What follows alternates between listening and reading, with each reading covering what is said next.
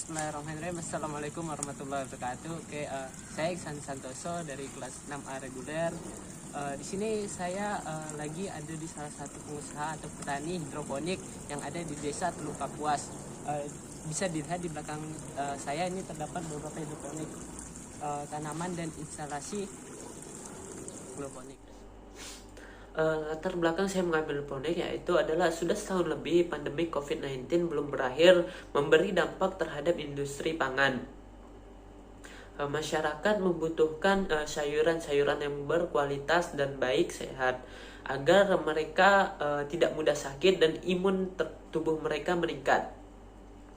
Apalagi baru-baru ini kita mendengar lonjakan kasus yang positif COVID-19.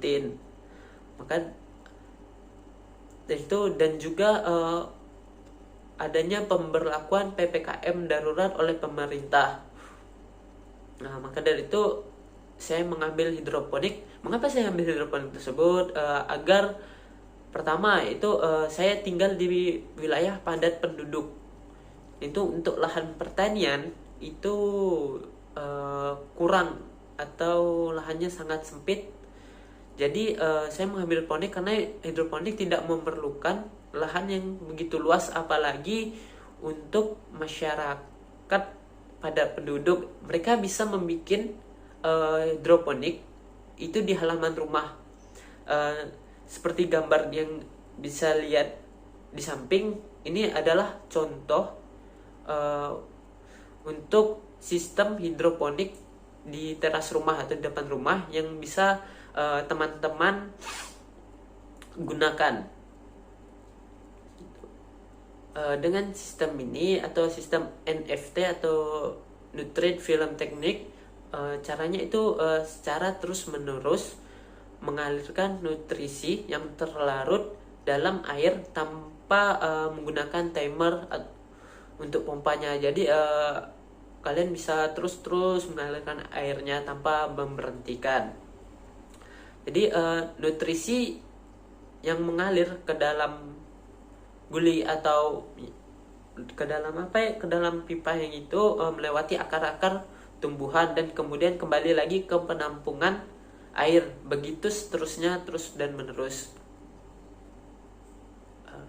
Jadi ada beberapa alat yang dapat kawan-kawan atau teman-teman gunakan, beberapanya itu yaitu ada pompa air yang dapat dicelupkan ke dalam air. Terus ada selang inlet, habis itu ada guli, ada media tanam, ada pipa PVC, kerangka meja, tandon air, hole saw, bor, gergaji besi, pH meter atau TDS atau ECE meter. Itu beberapa alat yang diperlukan untuk analisis peluang usaha. Kita menggunakan SWOT. Itu yang pertama itu strike atau kekuatan. Yang pertama, produk yang dihasilkan termasuk sayuran organik yang bebas pestisida. Yang kedua, sawi hidroponik mengandung vitamin A, air dan mineral yang dibutuhkan oleh tubuh. Harga jual sawi hidroponik lebih tinggi daripada sawi biasa atau sawi pada umumnya. Yang keempat, dapat bersifat kontinu dan berkelanjutan dalam pengembangan usaha hidroponik. Yang kedua, weakness atau kelemahan. Yang pertama, nilai investasi awal untuk usaha hidroponik tergolong besar. Yang kedua, untuk masyarakat kalangan bawah tidak banyak yang minat dalam membeli sayuran hidroponik karena agak mahal. Yang ketiga, membutuhkan ketelitian ekstra dalam mengontrol nutrisi yang diberikan hingga tingkat keasaman pH pada tanaman memerlukan keterampilan khusus. Jadi nutrisinya itu harus dijaga. Selanjutnya yang ketiga yaitu opportunities atau peluang. Yang pertama hidroponik sedang mengalami kenaikan.